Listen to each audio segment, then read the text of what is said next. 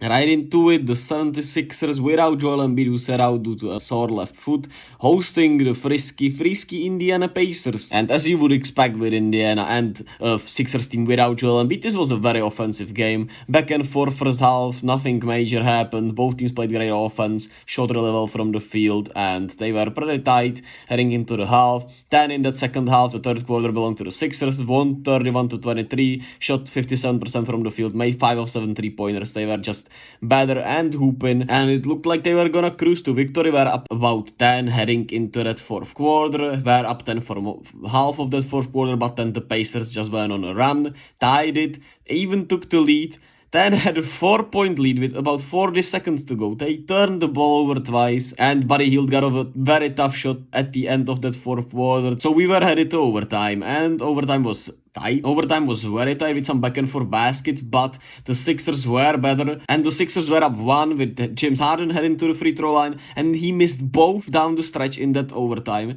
But then on the other hand, he made up for it instantly with a block shot of Ben Mathurin, which was incredibly weird, and what a play from James Harden there. And Tobias Harris was headed to the free throw line, he synced both, and Buddy Hield just had to heave it for the Pacers. The Sixers get away with a win, because the Pacers kinda blew this one. As well, young teams make mistakes, and they just made too many mistakes down the stretch, and it's a shame because I love me this Indiana team, and I've been saying it every damn time I talk about them, so I'm not gonna mention it all the time, but I just do love them. They never stop fighting, they always give everything. Just they showed their age tonight with those turnovers. But 7 people in double digits. You have 24, 9 and 6 for Buddy Hield, what an all-around game from him. 11, 5 and 4 for Aaron Nesmith, 14, 8 and 5 blocks for Miles Turner, 12 for Andrew Nembhard, 16, 7 and 12 for Tyrese Halliburton, 19 for Ben Mathurin, and 17 for Jalen Smith. So still a good game for the Pacers. If they were, a little more experienced, maybe a little older, they would have won this game. But you can grow before you make some mistakes. On the Sixers side,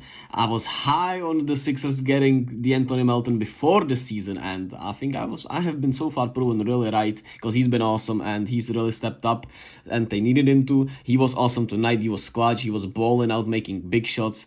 19.7 rebounds, 5 of 8 from the 3-point line, 3 of 4 in the second half, and he made those big ones down the stretch. They also overall had 7 people in double digits too. Georges Niang with 11 off the bench, Shake Milton with 19 off the bench. You have Jimbo with 26, 6 and 8. Tyrese Maxey had 17 in his third game back. Tobias Harris with 19, and Montrezl Harrell with 19 in his best game in maybe 2 years. I don't remember Montrezl Harrell having this good of a game in a long time, so shout out to him. He stepped up for Embiid, at least offensively, because we all know the defense is gonna look rough without Embiid out there, because he's one of the best defenders in the league. And just a great win for the Sixers.